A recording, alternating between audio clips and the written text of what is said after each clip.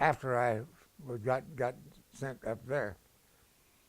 And I met her only because she was going to Bradford Junior College in Haverhill, Mass, close to Boston, which is uh, where Harvard was. But anyway, a friend of mine, oh, they said that Bradford said we're going to have a big party. We need 100 midshipmen to come up.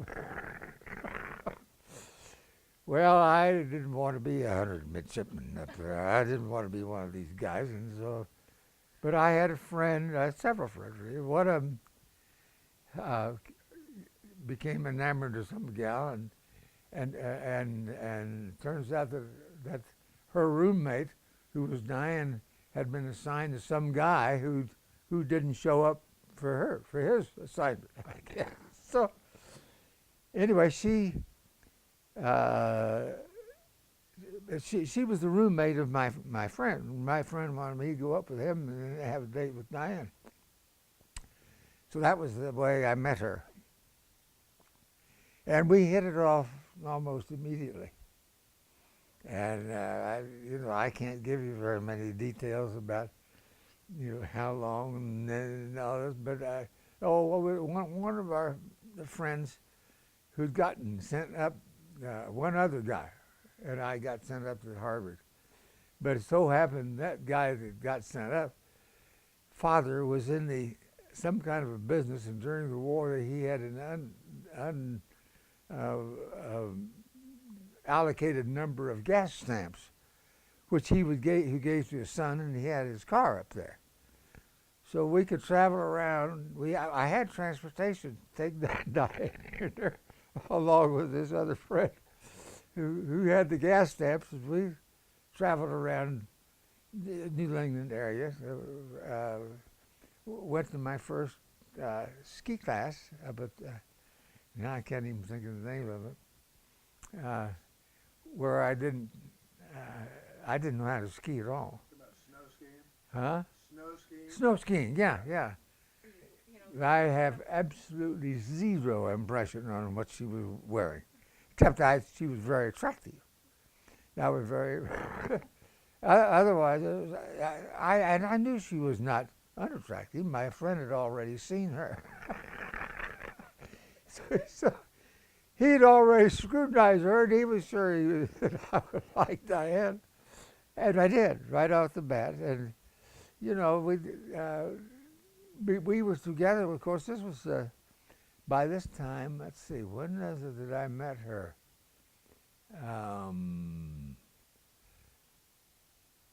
October, I guess. Yeah, well, I know that's right, because that's the date that Diane never did forget about it. And October the 8th is what it was, and she always remembered October 8th, and I never remembered October 8th till she would bring it up. Well, that was see, I'm still in school. Well, she is too. She's still going to Bradford, and I'm still going to Harvard. So I don't remember any specific hello or goodbyes. No, we hated departing, but we knew we had to depart, and I was going to have to go, whatever that happened, and so she did not want to go to college. She went to secretarial school. Diane did, and then got a job in New York while I was overseas. We didn't know how long that was going to be. We corresponded regularly. I have sheaves of letters back and forth, and and of course she had not met my folks, I guess. I had been invited down to her parents' place, so I knew her folks, and they were delightful people. And anyway,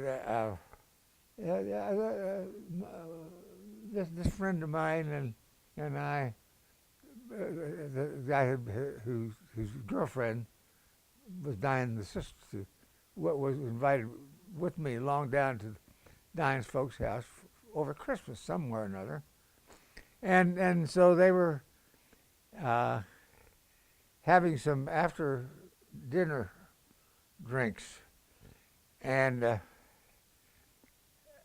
or I guess we were preparing to, but I at the time I didn't know what next was on the agenda until I was asked if I would like to have a cordial. I had no idea what a cordial was. So I said, "Well, what do you have? What are you offering?" Well, they named when he finally he mentioned all these fancy drinks, he mentioned cream cocoa, cream to mint. I said, "Well, I'll have cream to mint." Well, this guy knew I was no drinker, but I tried to pass myself off as if I really had known what a cordial was. But I mean, the way we talked, I never asked her specifically to marry me. We just kind of that was going to happen. It was a matter of when, and I had to explain to her that I had to get a job because I had never worked anywhere except in school. I rode the elevator, or drove the elevator. So I said, we're going to have to wait till I can get a job, and then so I can support the family. And she came out to visit us. Diane did, and we wanted to be engaged.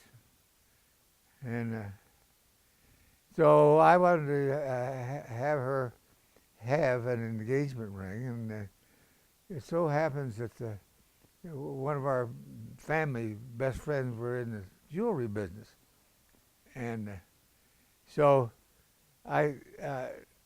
St. Joe being like it was, I didn't want to take Diane down to this jewelry store to be everybody seeing her looking at jewelry. I didn't want to advertise the fact maybe we might get married. So anyway, the jeweler gave me 3 diamond rings that I could take home, and I let her decide which of those 3 she would like. And so she chose the one that she wanted, and I did not affect her choice at all. The only thing is, they were no great big gigantic diamonds either, because I didn't have any money at that time, and she loved whichever one it was that she liked fine, and that's the one that she ended up with. That was her ring. We later on in life were able to there were some other diamonds, but that made her very happy, and I was too. We got married in Rye, New York, which was where the family was from, in the First Presbyterian Church, and it was great wedding. And of course, as I mentioned, Dad was in the automobile business. We were able to take this. The family we all rode back together in the car till the wedding. Then they turned the car over to me. Then the rest of the family flew home, I guess. Diane and I took the car for our honeymoon and started out in New York City. And Diane's dad, is a big shot in Good Housekeeping magazine. He had arranged for us our first night there. Turns out that some skunk in their office took advantage of Diane and me because they put us in a room that was the bridal suite or something. It was about, to me, it was a fortune almost when it came to pay the bill. It used up almost all the cash that I had. In those days, you didn't have a credit card. You paid by cash, or you had these things that you got at the bank, and you could spend them like $500. Anyway, we had a great time. That the first night, of course, we were looking out over Central Park, and all this fancy food coming in there.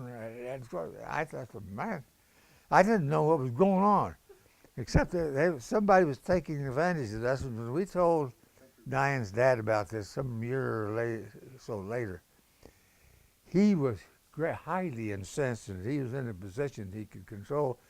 Good Housekeeping never gave another book of business at all to that particular motel. And I can't tell you the name of it now. I don't know what it was. But he made them pay a big price for not getting any Good Housekeeping business thereafter. I had forgotten that story.